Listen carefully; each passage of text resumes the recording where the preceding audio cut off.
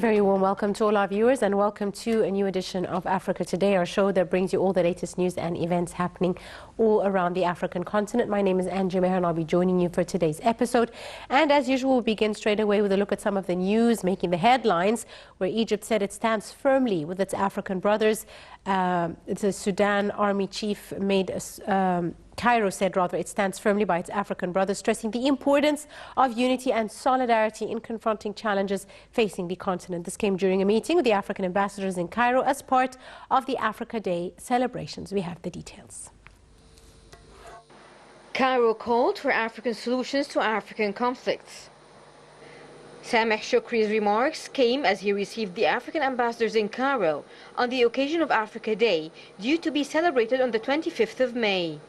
This year's celebration also marks the 60th anniversary of the establishment of the Organization of African Unity, OAU. The Foreign Ministry spokesman, Ambassador Ahmed Abu Zaid, said that Shoukry met with the ambassadors ahead of the celebration to express congratulations. Shoukry said the founding fathers of the OAU made great progress in promoting self-governance, peace, security and development in Africa. In 2002, the OAU developed into the African Union, AU, after many African nations declared in 1999 that the time had come for a new organization to replace the OAU. Shoukry said the unity of African countries remains central to overcoming any challenges these countries may face.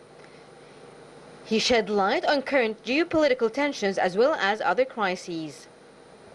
He went on to say that the coronavirus, the war in Ukraine, and the energy and climate crises have all had an adverse impact on Africa, stressing that the continent has been hardly hit too by lack of food security, inflation, and debt.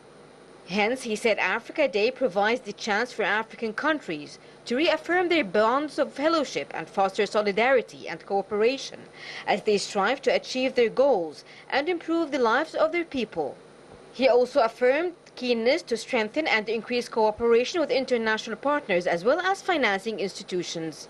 He said such cooperation aims to decrease the financing gap for development projects in Africa, reduce debt, and implement the continent's 2063 agenda. Shoukry said Cairo will spare no effort to safeguard Africa's interests. He highlighted the position as a founding member of the OAU. He also concluded by saying that Cairo wishes to continue to support its brotherly African countries and collaborate with them on establishing a free trade zone in the region.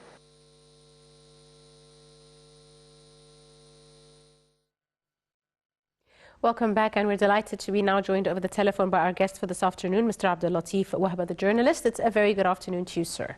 Good evening. Thank you for joining us, Mr. Abdel Latif. Let me start by asking you, of course, on Africa Day, which marks nearly 62 years since the establishment of the African bloc. How do you see the African Union contributing to boosting, African unity? Let us say first that the African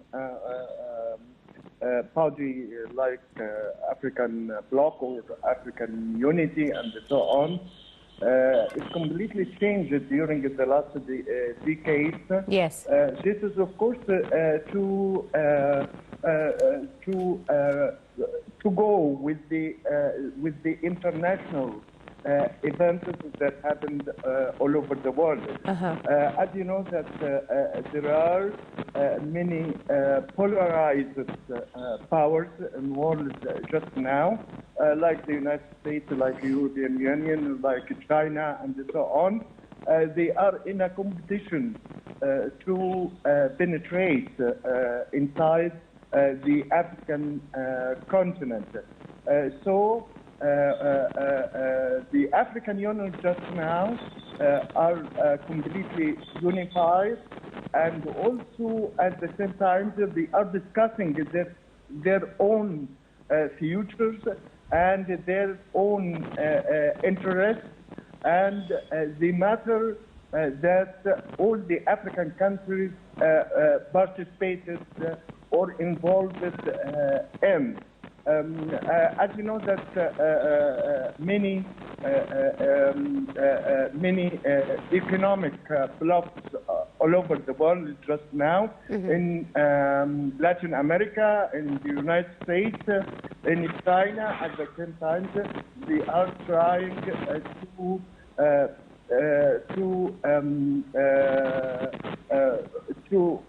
strengthen their powers with the African states at the same time. Indeed. Mr. Abdel Latif, now let's talk a bit about some of the challenges, in your opinion, in the African continent that really spell the need for closer unity between African countries. There are many challenges, of course, and these challenges are completely imposed from the international economic problems. For example, as you know that there are many challenges all over the world, especially concerning the economic matters, yes. the political situations, and so on. So the African Union or the African states are trying just now to face these challenges. How can they face it? This is, of course, according or depends upon the collaborations and cooperations between the African states. It depends upon implementing the African trade market, trade zone, and so on. And at the same time, as you know, that during the last period or the last years when President Abdel Fattah al-Sisi headed the African Union, Egypt tried to impose all the procedures and the principles of the African trade market or zone to be enforced in the continent, and at the same time to increase the bilateral relations and exchange of trade, and at the same time to seek for more investment in public utilities, infrastructures in the African states at the same time. Egypt led the movement to increase even the foreign direct investment in the African continent, or even the Egyptian investment in many African states. Yes, that actually, Mr. Abdel Latif, that actually leads me to my next question. How do you see, the Egyptian-African dimension in terms of ties, whether politically, economically, or even culturally, over the years? Yeah, of course. As you know that since President Abdel Fattah al-Sisi came to power, he paid a great attention for the African states and for the African Union, and Egypt helped many countries, especially in rehabilitating their basic infrastructures. Yes. Also industrializing their industries or sectors, especially in powers, especially in at the same time to improve education, health care, and also to pay attention to all the domestic problems that face the African states. And at the same time, as you know, that President Abdel Fattah al-Sisi redirected the government and the cabinet and also the foreign minister to revive again the Egyptian fund that created in Ministry of Foreign Affairs to help the African states, especially in the basic services like agriculture, like industry, like education, the health, transportations, reconstructions, and building, and so on. Indeed. Right. Mr. Abdel Latif, you also mentioned under the leadership of President Abdel Fattah el-Sisi, the Continental Free Trade Zone Agreement was established. Could you tell us a bit more about it, and how do you expect it to bring African states, closer in an economic sense? Yeah.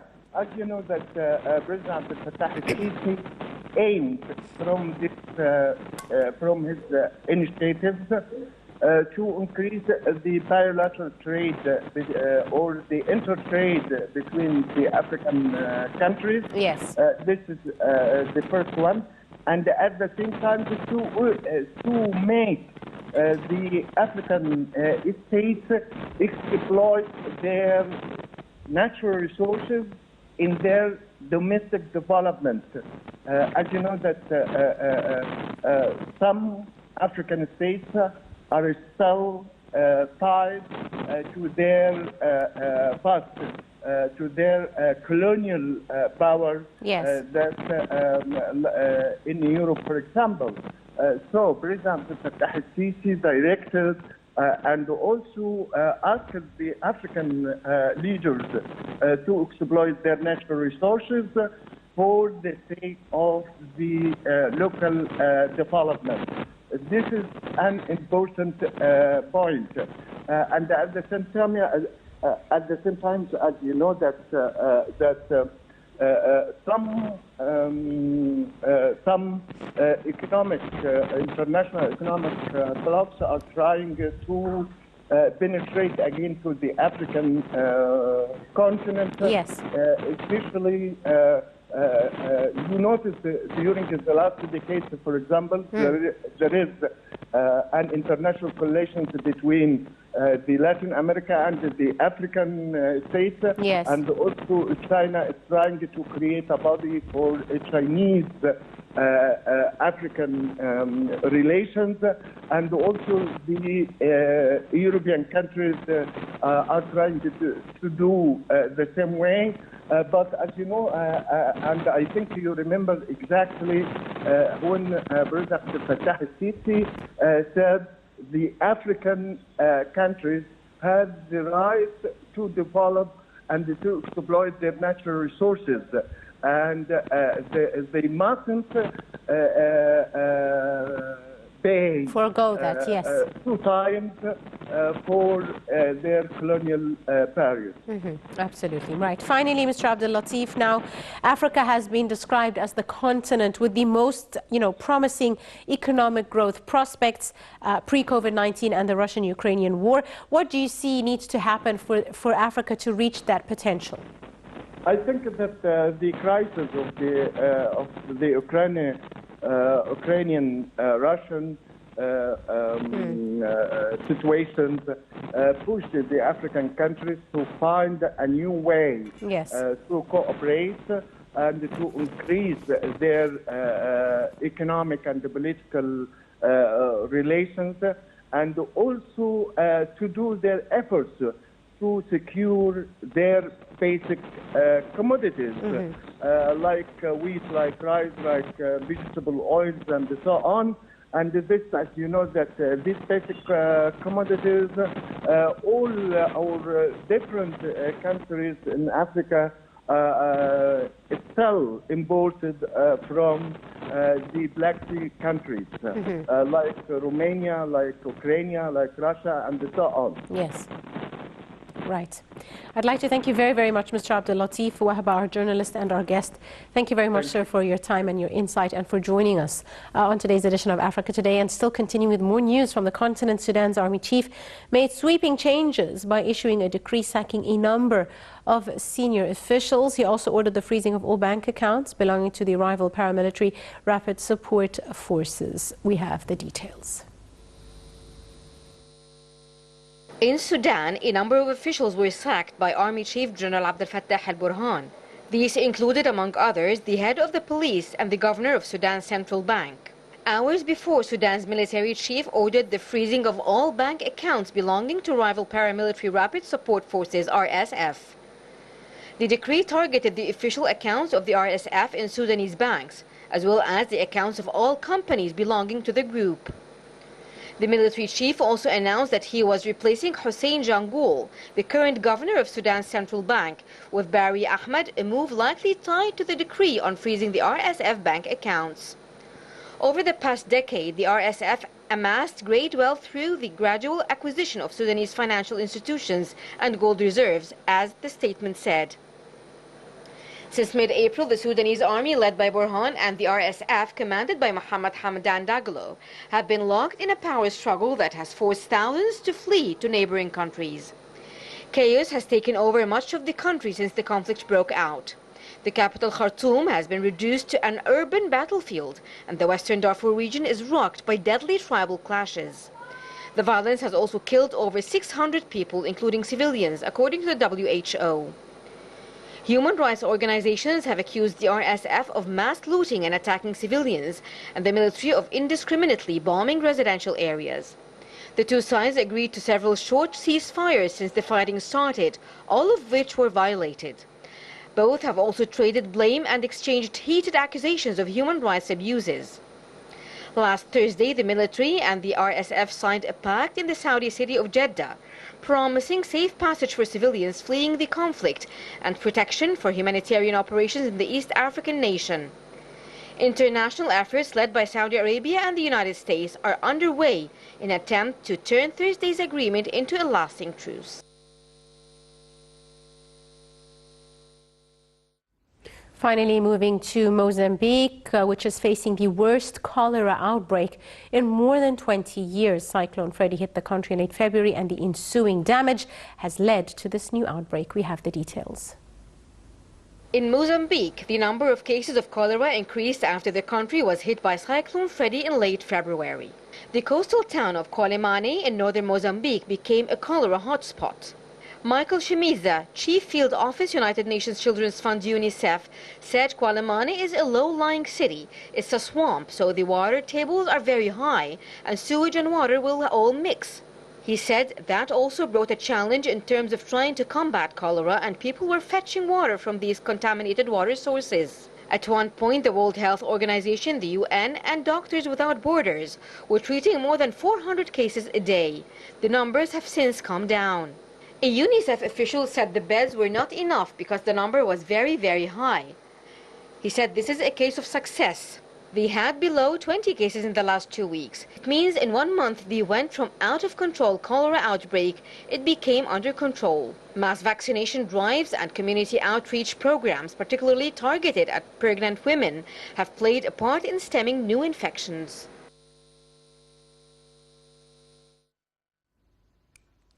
With that, ladies and gentlemen, we wrap up today's edition of Africa Today. We do hope you have enjoyed it. Join us again tomorrow, just after 2 p.m. for a new edition.